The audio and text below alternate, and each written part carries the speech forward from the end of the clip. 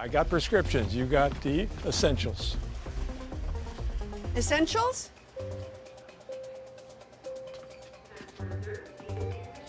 Yes. What's going on, guys? Well, welcome back to the channel, or if you're new here, welcome.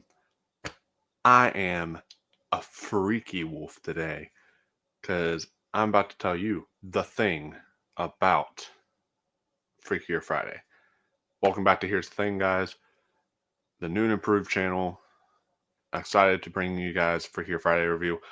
You guys can check up on the channel now the weapons review, because while Tristan and Ari got to see that, I went to Freakier Friday by myself and got to see it for the purpose of reviewing it for you guys. So here it goes. I was just for context. So I am a fan of the 2003 film Freaky Friday. I thought it was an interesting premise. I liked seeing, the body switch stuff happen and how it worked, and I thought that was fun. When I rewatched it before this, some things didn't hold up in that movie, but I thought overall it was still good.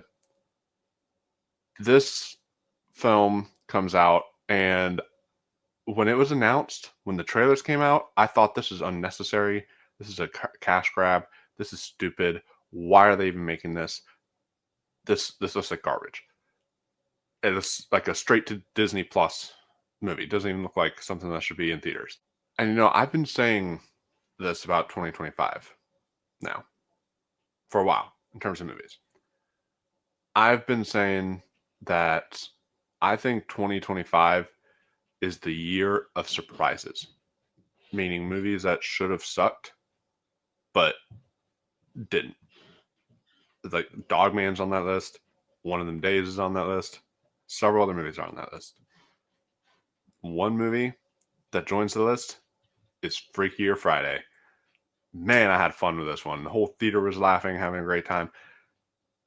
Now, what this film is about, it reunites Jamie Lee Curtis and Lindsay Lohan, but also brings in a bunch of other faces too that are new and old too. They bring back almost everyone from the first film. If you've seen the trailers, you know that already. But yeah, like Mark Harmon is back as Ryan, which is great. Some of the new cast involves Julia Butters, who plays Harper Coleman, and Sophia Hemmings, who plays Lily Reyes, and then their father, Manny Chiquinto, who plays Eric Reyes. So this one I thought was interesting because now 4 people switch bodies.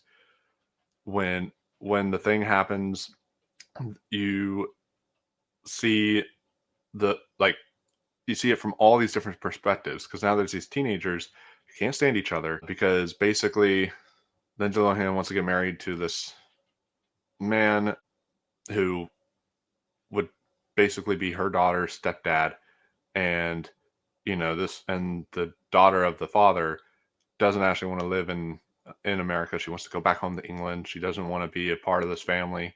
So there's tension there. And so she's trying to get everyone to be on the right side with each other, everything like that. And they're planning her wedding, they're planning all this stuff. And then right when that happens, of course, the thing happens and everyone switches bodies.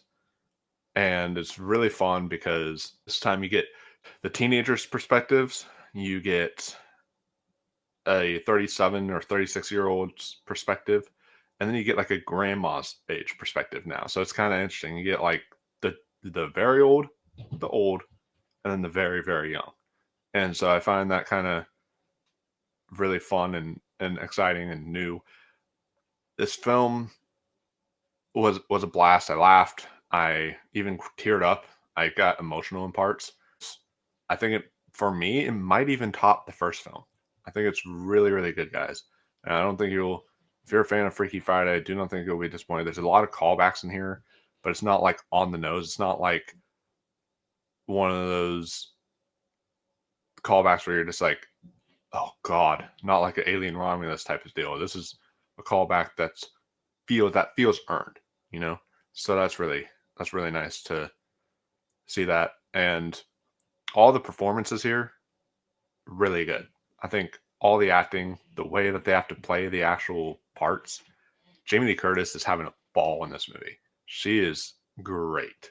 She is having an amazing, a great time in here. She's becoming more meme worthy with every single role she does. It's yeah, she's really fun. Lindsay Lohan, I'm glad to see her coming back into Hollywood doing stuff again. She was great in this film. And then, yeah, the two teenagers, Julia Butters and Sophia Hammonds, also really great. Fantastic work from them. So all that is awesome. All that works really well. I think the writing is overall pretty good. I do have some issues though, and here are my cons. So the cons I have of this film: one, it was way too damn long. Well, this is a movie that should not be an hour and 51 minutes long at all. The first film was like 95 minutes. That is a perfect length. You don't need to exceed that. This was way too long for me. And I think another issue I have with it is it did honestly feel, it was shot like nothing stood out filmmaking wise. This felt like something that you could have released directly to streaming and it would have been okay. I mean, it wouldn't have I wouldn't have had the fun theater experience of like everyone laughing, but like just feel like watching it, I was like, why was this in theaters? Like this doesn't feel like it needed to be. So that was kind of a big issue I had with it. So I liked some of the callbacks. I like that they bring back characters, but there's some characters that they bring back that they really do nothing with. It's like, why is he there? Why is that person there? It's it's whatever. I guess it's like just so you can see him and have nostalgia or something. But I think that those are pretty much my main flaws. I mean, not every joke lands too, but like that's what's going to happen with comedies like this.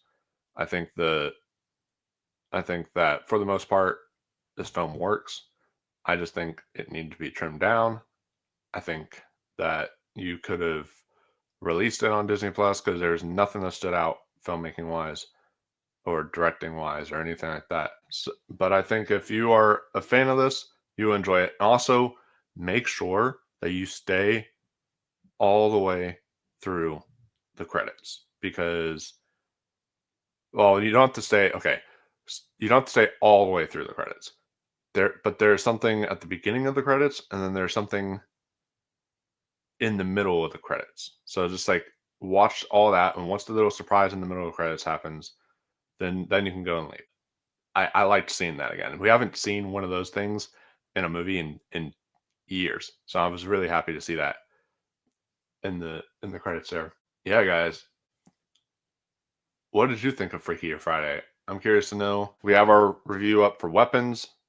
You guys can go check that out. We have a lot more reviews coming your way, so be sure that you like this video, subscribe, share, do all that fun stuff, guys. I will see you in the next one. Until next time, stay classy, my friends.